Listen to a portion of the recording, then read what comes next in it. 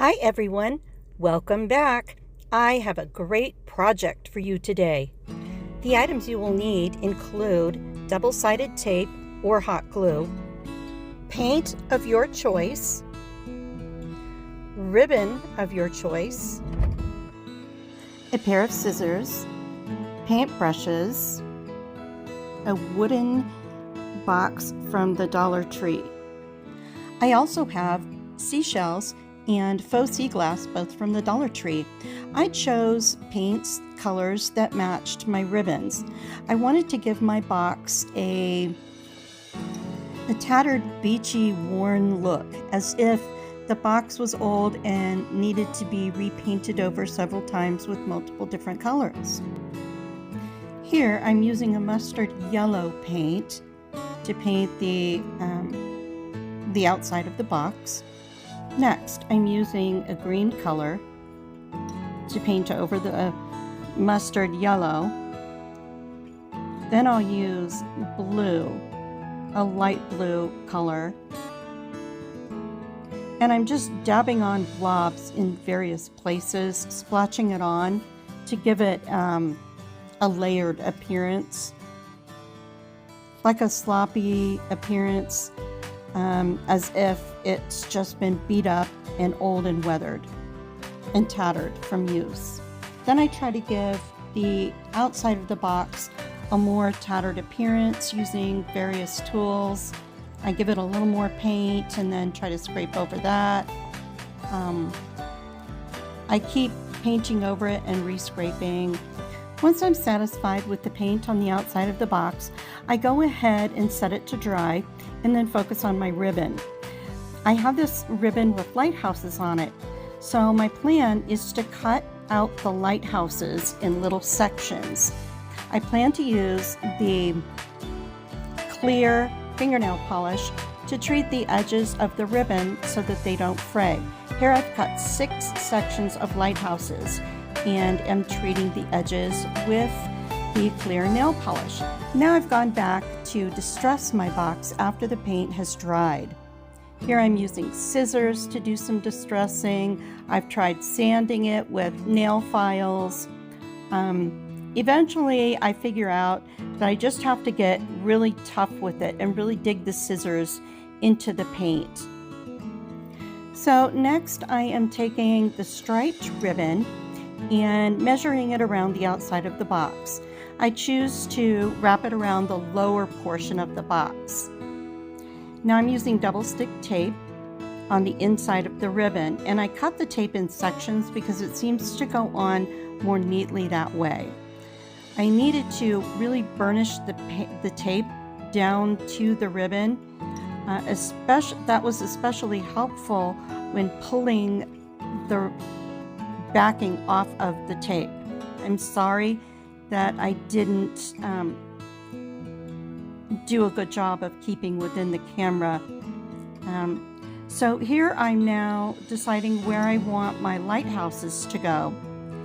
As I attempt to place my lighthouses onto my ribbon, I decide to space them equally and put 3 lighthouses on each side. I really had to burnish the tape down well in order to get it to stick well. So you see me using the end of one of the paint brushes to burnish the tape down. This technique worked really well. So now I'm opening up the shells and dumping them out to check them all out and see if there are any with cool designs and striations and colors and about the right size that I might need. So now I've dumped all the shells out of the other box, and I'm going through looking for small, interesting shells that I can also use on my box to decorate it with. I start to pick certain pieces and try them out on the box in various different ways, just to see if I can figure out a design that I like. I try to maintain some balance between the larger and the smaller objects and whether I place them up high or down low on the box. I cut about 2 feet length of wire for each side of the box and the wire, I then folded it in half, began winding it around the handle or the bark, and then wound the wire around itself until I reached a length that I thought was good. So I took each side of the tails of the wire. You can see I'm wrapping it around the handle of the box on both sides of the handle, and then wrapping that wire around itself. So then I create the wire for the other side of the box the exact same way. That's when my bark breaks and I decide to hunt for a twig. This required me to change the loops and shorten them and make them a little rounder. So that's what you see me doing now. By this time, I'm sort of regretting not just making one long wire handle that just stretches from one end of the box to the other. But in the end, I think that the solution turned out really cute with the wire on both sides and the wood twig for the handle. Finally, happy with the way the wire handles turned out, I decide to add a little bling. This bling type ribbon is also from the Dollar Tree. I cut the 3 strands of gem apart into one strand, and first I fix them to the ends of the box with hot glue and do each side. Then I've also cut the bling into sections and place them in sections on both sides of the box in between the lighthouses.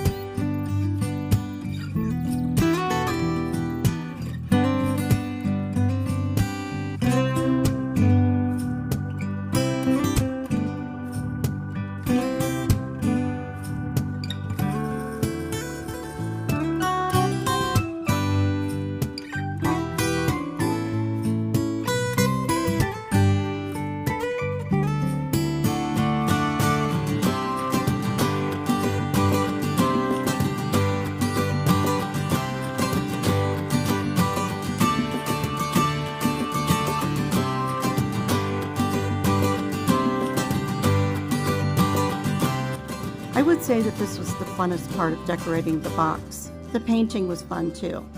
In the end, I was really happy with all the various shells along the box. It was quite a process figuring out which shells to use. I just had to keep looking at them all, matching them up in size, trying to find shells that had unique variations in color.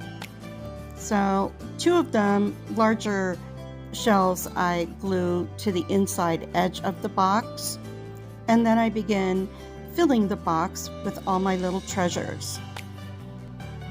So I'm attempting to show you some of the pieces that I just picked up. This is coral. I believe it was from Hawaii. That is some type of conch shell, I believe, from Texas. Many of these shells were from the ocean near Houston, Texas.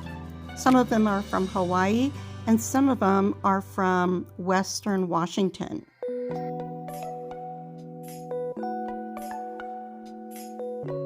I'm just using some of the Dollar Tree shells as filler as I fill in some of my cool little pieces that I found.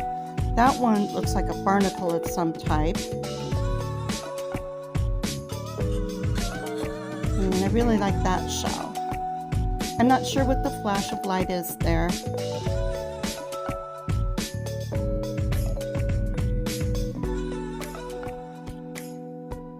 Another barnacle.